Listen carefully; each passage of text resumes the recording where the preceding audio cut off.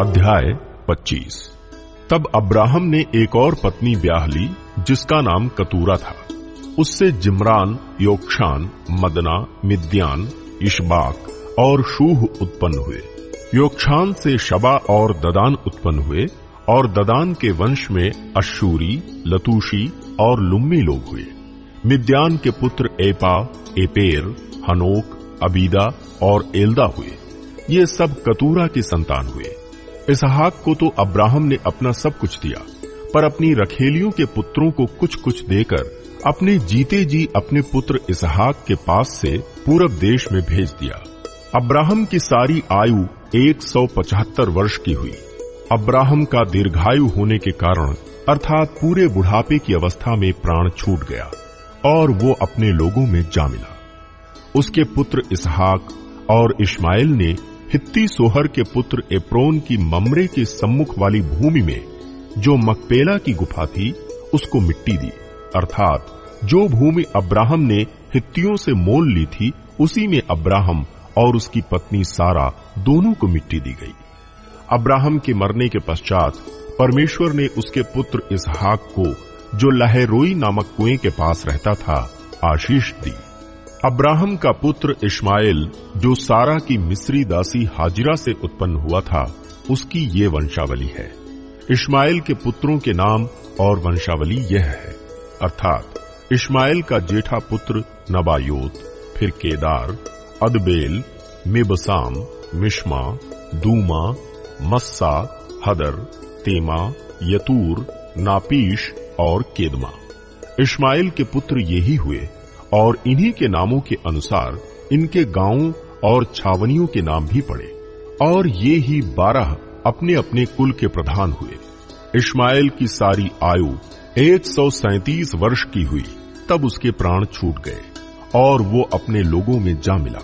उसके वंश हबीला से शूर तक, जो मिस्र के सम्मुख अशूर के मार्ग में है, बस गए और उनका भाग उनके सब भाई बंधुओं के सम्मुख पड़ा। अब्राहम के पुत्र इसहाक की वंशावली यह है। अब्राहम से इसहाक उत्पन्न हुआ और इसहाक ने 40 वर्ष का होकर रिबका से, जो पद्दन राम के वासी अरामी बतूएल की बेटी और अरामी लाबान की बहन थी, विवाह कर लिया। इसहाक की पत्नी बांझ थी, इसलिए उसने उसके निमित्त यहोवा से विनती की और यहोवा ने उसकी विनती सुनी। इस प्रकार उसकी पत्नी रिबका गर्भवती हुई। लड़के उसके गर्भ में आपस में लिपट के एक दूसरे को मारने लगे। तब उसने कहा, मेरी जो ऐसी ही दशा रहेगी तो मैं कैसे जीवित रहूंगी? और वो यहोवा की इच्छा पूछने को गई। तब यहोवा ने उससे कहा, तेरे गर्भ में 2 जातियां हैं और तेरी कोख से निकलते ही 2 राज्य के लोग अलग अलग होंगे और एक राज्य के लोग दूसरे से अधिक सामर्थी होंगे और बड़ा बेटा छोटे के अधीन होगा। जब उसके प्रसव का समय आया तब क्या प्रकट हुआ कि उसके गर्भ में जुड़वे बालक हैं।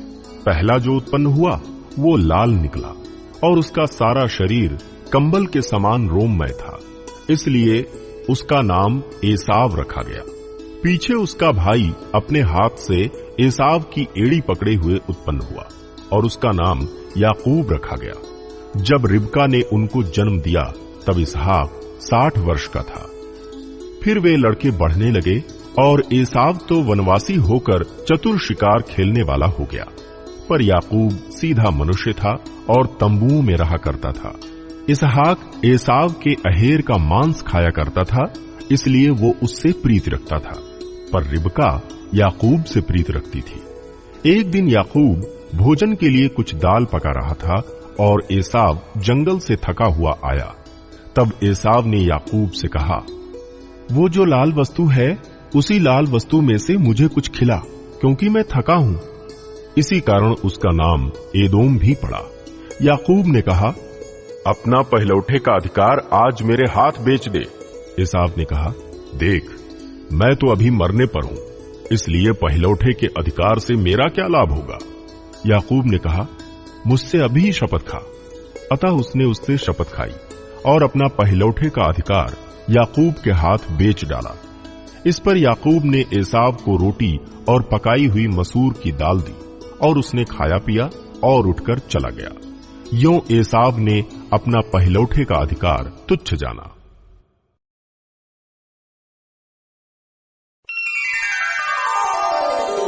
अध्याय 26। उस देश में अकाल पड़ा। ये उस पहले अकाल से अलग था जो अब्राहम के दिनों में पड़ा था। इसलिए इसहाक गरार को पलश्तियों के राजा अबीमेलेक के पास गया। वहां यहोवा ने उसको दर्शन देकर कहा, मिस्र में मत जा, जो देश मैं तुझे बताऊं उसी में रह। तू इसी देश में रह और मैं तेरे संग रहूंगा और तुझे आशीष दूंगा, और ये सब देश मैं तुझको और तेरे वंश को दूंगा, और जो शपथ मैंने तेरे पिता अब्राहम से खाई थी उसे मैं पूरी करूंगा। मैं तेरे वंश को आकाश के तारागण के समान करूंगा, और मैं तेरे वंश को ये सब देश दूंगा, और पृथ्वी की सारी जातियां तेरे वंश के कारण अपने को धन्य मानेंगी, क्योंकि अब्राहम ने मेरी मानी और जो मैंने उसे सौंपा था उसको और मेरी आज्ञाओं, विधियों और व्यवस्था का पालन किया। इसलिए इसहाक गरार में रह गया। जब उस स्थान के लोगों ने उसकी पत्नी के विषय में पूछा, तब उसने ये सोचकर कि यदि मैं उसको अपनी पत्नी कहूं तो यहाँ के लोग रिबका के कारण जो परम सुंदरी है मुझको मार डालेंगे, उत्तर दिया, वो तो मेरी बहन है। जब उसको वहां रहते बहुत दिन बीत गए, तब एक दिन पलश्तियों के राजा अबीमेलेक ने खिड़की में से झांक के क्या देखा कि इसहाक अपनी पत्नी रिबका के साथ क्रीड़ा कर रहा है। तब अबीमेलेक ने इसहाक को बुलवाकर कहा, वो तो निश्चय तेरी पत्नी है, फिर तूने क्यों उसको अपनी बहन कहा? इसहाक ने उत्तर दिया, मैंने सोचा था कि ऐसा ना हो कि उसके कारण मेरी मृत्यु हो। अबीमेलेक ने कहा, तूने हमसे ये क्या किया? ऐसे तो प्रजा में से कोई तेरी पत्नी के साथ सहज से कुकर्म कर सकता, और तू हमको पाप में फंसाता। इसलिए अबीमेलेक ने अपनी सारी प्रजा को आज्ञा दी, जो कोई उस पुरुष को या उस स्त्री को छुएगा वो निश्चय मार डाला जाएगा। फिर इसहाक ने उस देश में जोता बोया और उसी वर्ष में 100 गुना फल पाया, और यहोवा ने उसको आशीष दी, और वो बढ़ा और उसकी उन्नति होती चली गई, यहां तक कि वो अति महान पुरुष हो गया। जब उसके भेड़ बकरी, गाय बैल और बहुत से दास दासियां हुई, तब पलश्ती उससे डाह करने लगे। इसलिए जितने कुओं को उसके पिता अब्राहम के दासों ने अब्राहम के जीते जी खोदा था, उनको पलिश्तियों ने मिट्टी से भर दिया। तब अबीमेलेक ने इसहाक से कहा, हमारे पास से चला जा, क्योंकि तू हमसे बहुत सामर्थी हो गया है। अतः इसहाक वहां से चला गया और गरार की घाटी में अपना तंबू खड़ा करके वहां रहने लगा। तब जो कुएं उसके पिता अब्राहम के दिनों में खोदे गए थे और अब्राहम के मरने के बाद पलिश्तियों ने भर दिए थे, उनको इसहाक ने फिर से खुदवाया और उनके वे ही नाम रखे जो उसके पिता ने रखे थे। फिर इसहाक के दासों को घाटी में खोदते खोदते बहते जल का एक सोता मिला। तब गरार के चरवाहों ने इसहाक के चरवाहों से झगड़ा किया और कहा, यह जल हमारा है। इसलिए उसने उस कुएं का नाम एसेक रखा, क्योंकि वे उससे झगड़े थे। फिर उन्होंने दूसरा कुआं खोदा और उन्होंने उसके लिए भी झगड़ा किया, इसलिए उसने उसका नाम सितना रखा। तब उसने वहां से निकलकर एक और कुआं खुदवाया और उसके लिए उन्होंने झगड़ा न किया, इसलिए उसने उसका नाम ये कहकर रहोबोत रखा। अब तो यहोवा ने हमारे लिए बहुत स्थान दिया है और हम इस देश में फूले फलेंगे। वहां से वो बेरशेबा को गया और उसी दिन यहोवा ने रात को उसे दर्शन देकर कहा, मैं तेरे पिता अब्राहम का परमेश्वर हूं, मत डर, क्योंकि मैं तेरे साथ हूं और अपने दास अब्राहम के कारण तुझे आशीष दूंगा और तेरा वंश बढ़ाऊंगा। तब उसने वहां एक वेदी बनाई और यहोवा से प्रार्थना की और अपना तंबू वहीं खड़ा किया, और वहां इसहाक के दासों ने एक कुआं खोदा। तब अबीमेलेक अपने मंत्री अहुज्जत और अपने सेनापति पीकोल को संग लेकर गरार से उसके पास गया। इसहाक ने उनसे कहा, तुमने मुझसे बैर करके अपने बीच से निकाल दिया था, अब मेरे पास क्यों आए हो? उन्होंने कहा, हमने तो प्रत्यक्ष देखा है कि यहोवा तेरे साथ रहता है, इसलिए हमने सोचा कि तू तो यहोवा की ओर से धन्य है।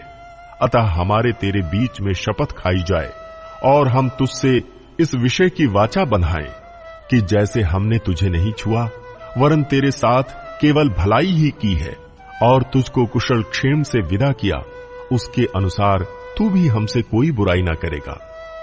तब उसने उनको भोज दिया और उन्होंने खाया पिया। सवेरे उन सबों ने तड़के उठकर आपस में शपथ खाई। तब इसहाक ने उनको विदा किया और वे कुशल क्षेम से उसके पास से चले गए। उसी दिन इसहाक के दासों ने आकर अपने उस खोदे हुए कुएं का वृतांत सुना के कहा, हमको जल का एक सोता मिला है। तब उसने उसका नाम शिबा रखा। इसी कारण उस नगर का नाम आज तक बेरशेबा पड़ा है। जब एसाव 40 वर्ष का हुआ तब उसने हित्ती बेरी की बेटी यहूदीत और हित्ती एलोन की बेटी बाशमत से विवाह कर लिया, और इन स्त्रियों के कारण इसहाक और रिबका के मन को खेद हुआ।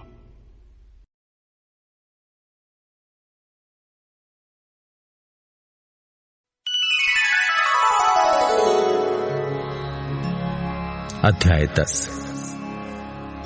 फिर उसने अपने 12 चेलों को पास बुलाकर उन्हें अशुद्ध आत्माओं पर अधिकार दिया कि उन्हें निकालें और सब प्रकार की बीमारियों और सब प्रकार की दुर्बलताओं को दूर करें। इन 12 प्रेरितों के नाम ये हैं।